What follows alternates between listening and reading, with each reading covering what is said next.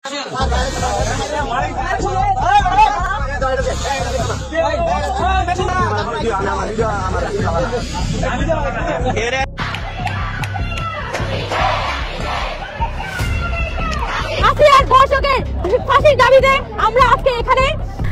ধর্ষণের শিকার শিশুটির অবস্থা আশঙ্কাজনক। প্রথমে আমি দোয়া করি আল্লাহ যেন আসিয়াকে সুস্থ করে দেয়।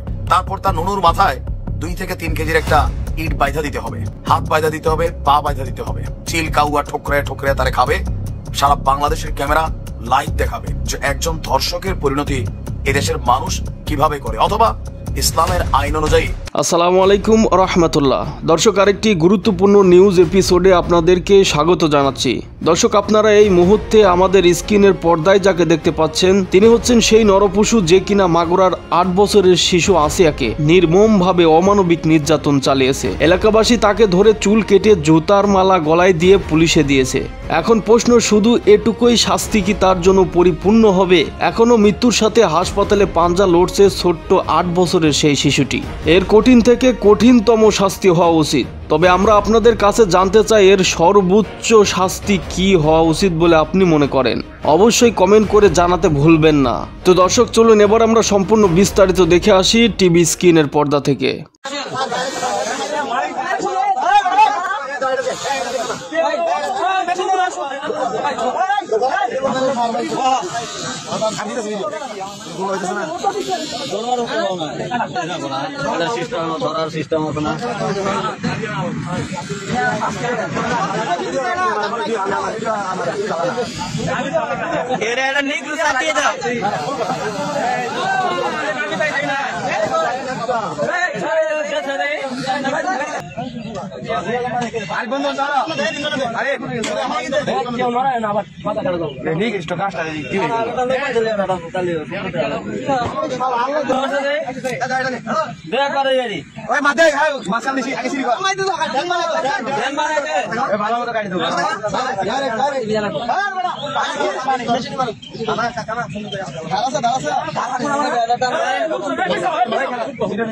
প্রথমে আমি দোয়া করি আল্লাহ যেন আসিয়াকে সুস্থ করে দেয়। ডক্টর ইউনূসের সরকার কথায় কথায় সংস্কারের কথা বলে না।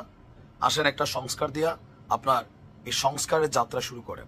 আসিয়ার যারা অপরাধী আছে এর সাথে বাংলাদেশে এ যাবৎকালীন গত 5ই আগস্টের পর বা এর আগে যতগুলো ধর্ষণের ঘটনা ঘটেছে সেই ঘটনাগুলোই যারা দোষী প্রমাণিত হয়েছে তাদের প্রত্যেককে পাবলিক প্লেসে সরাসরি জনতার হাতে দিয়ে দিতে হবে। তবে জনগণ ধৈর্যই তাকে শেষ করে ফেলবে না, তাকে ঝুলাইতে হবে বাঁশের মধ্যে অথবা ক্রসের মধ্যে। তারপর তার নুনুর মাথায় 2 থেকে 3 কেজির একটা ইট বাইধা দিতে হবে, হাত বাইধা দিতে হবে, পা বাইধা দিতে হবে। চিল কাউয়া ঠোকরে ঠোকরে তারে খাবে।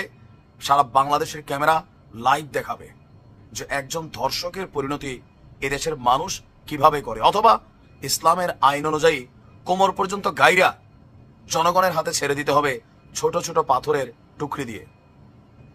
এই ফাঁসি টাসির দাবি তুইলা আপনি বাংলাদেশের আইন সম্পর্কে যদি জানেন, আইন যদি আইনের গতিতে চলে আগামী 15 বছরেও এই আসিয়ার যারা অপরাধী এদের শাস্তি হবে না। আসিয়ার যারা অপরাধী আছে এরা আজকে ভাত খাচ্ছে, 4 জন নাকি গ্রেপ্তার হয়েছে। যদি এই সিস্টেম কার্যকর করা না হয় তাহলে আওয়াজ উঠাতে হবে কারাগার ভাইঙ্গা আসিয়ার এই অপরাধীদেরকে জনগণ ছিনিয়ে নিতে হবে, যেমনটা আমরা 5ই আগস্টের আগে দেখছি। আরেকটা ঘটনা আসলেই ঘটাইতে হবে যেন সারা বাংলাদেশে আমার আপনার সন্তানের গায়ে হাত দেওয়ার আগে একবার চিন্তা আসে, যেখানে রাষ্ট্র ফেল, যেখানে এই স্বরাষ্ট্র উপদেষ্টারা ফেল, আইন শৃঙ্খলা বাহিনী ফেল, যেখানে আইনের প্যাচ আছে সে আইনের মাইকা বাপ, আমরা কারাগার ভাইঙ্গা আসিয়ার অপরাধীদেরকে এইরকম যারা আছে এদেরকে ছিনাই নিব, নেয়া মাটির মধ্যে কোমর গাইতা দিব। আমরা তো ওই যে ক্রস সিস্টেম বলে দিছি, এদেরকে একটা টুক্কা দিয়ে একটা গুলি করে মাইরা ফেলে হবে না ভাই। দিন রাত এরা জিন্দা থাকবে, এরা মৃত্যু কামনা করবে, কিন্তু এদের মৃত্যু হবে না। সারা পৃথিবী দেখবে। আপনি বিশ্বাস করেন একটা শাস্তি জাস্ট এই ওয়েতে দিয়া দেখেন, এদের শাস্তি হোক না হোক।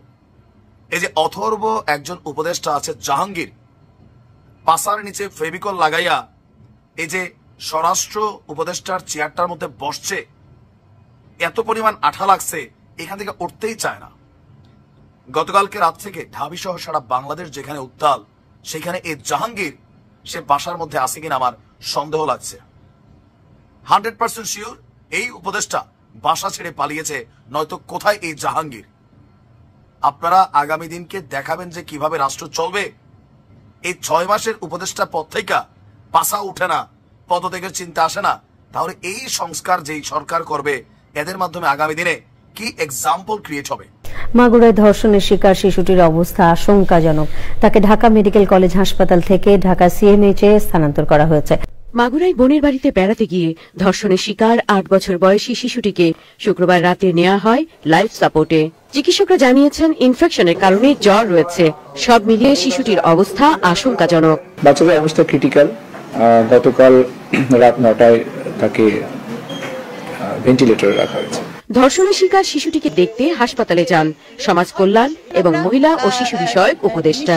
আমি আমার সর্বোচ্চ চেষ্টা করব যেন হোম এবং আইন এই দুটো জায়গা থেকে এই বাচ্চাটা সম্পূর্ণ এবং দ্রুতভাবে বিচার পায়। হাসপাতালে শিশুটিকে দেখতে গিয়ে দোষীদের সর্বোচ্চ শাস্তির দাবি করেন বিএনপির স্থায়ী কমিটির সদস্য সেলিমা রহমান।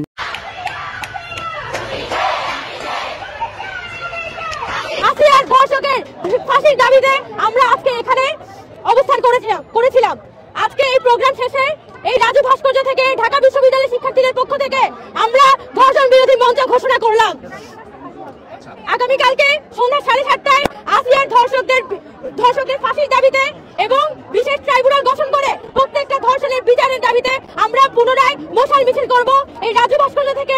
আগামীকালকে 7:30টায় সন্ধ্যা 7:30টায় ইফতারির পরে আমরা প্রত্যেকটা হল থেকে মিছিল নিয়ে এসে এই রাজু ভাস্কর্য থেকে আমরা মশাল মিছিল বের করব।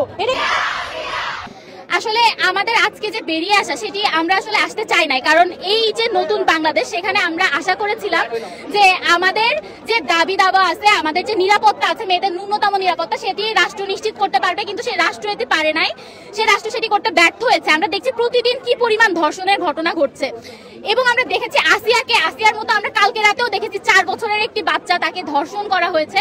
তো এগুলো এখন নিত্যদিনের ঘটনা। এটি থামাতে যখন রাষ্ট্র ব্যর্থ হয়েছে তখন আমরা আজকে থেকে ধর্ষণ বিরোধী মঞ্চ ঘোষণা করেছি। আমার বোনকে যে ধর্ষণ করা হয়েছে, একটার পর একটা নারী ধর্ষণ হচ্ছে, সেই ইস্যুতে আমরা আজকে এখানে দাঁড়িয়েছি।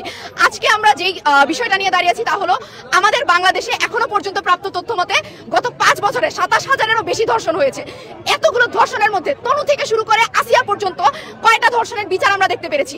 আমাদের যখন ধর্ষণ হয়, ধর্ষিতার ছবিতে আমাদের ফেসবুক সয়লাভ হয়ে যায়, কিন্তু আমরা ধর্ষকের ছবি তেমন ভাবে প্রচারণা হতে দেখি না। আমাদের বাংলাদেশে এখনো মেয়েদেরকে পোশাক নিয়ে, তাদের হচ্ছে চলাফেরা নিয়ে, তাদের জীবনযাপন নিয়ে কথা শুনতে হয়। একজন যখন ধর্ষিত হয় তখন সেই ধর্ষণের নির্মমতার চেয়ে বড় হয়ে ওঠে তার পোশাকের ব্যাপারটি। দর্শক, আপনাদেরকে অসংখ্য ধন্যবাদ এতক্ষণ পর্যন্ত আমাদের সাথে থাকার জন্য।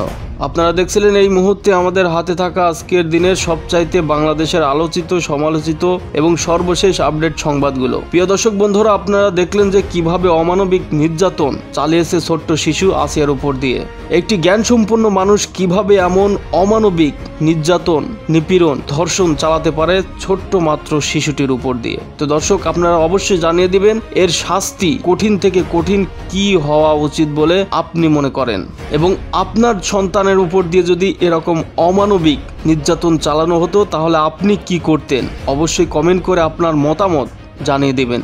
তো দর্শক, আপনারা জানেন যে আমরা বর্তমান সময়ের সাথে আপডেট থেকে বাংলাদেশের আনাচে কানাচে কোথায় কি ঘটছে, বাংলাদেশের ভাইরাল আপডেট সংবাদগুলো একসাথে করে এক ভিডিওর মধ্যে আপনাদের সুবিধার জন্য দিয়ে থাকি। তাই আমি আর কিছু বলবো না, পরিশেষে ভিডিওতে একটা লাইক দিয়ে চ্যানেলটি সাবস্ক্রাইব করে সর্বদা আমাদের সাথে থাকার জন্য বিশেষভাবে অনুরোধ করছি। তো প্রিয় দর্শক বন্ধুরা, সেই সাথে পরবর্তী আলোচিত আপডেট সংবাদ দেখার আমন্ত্রণ জানিয়ে আজকের মতো এখানেই বিদায় নিচ্ছি। সবাই ভালো থাকবেন, সুস্থ থাকবেন। আল্লাহ হাফেজ।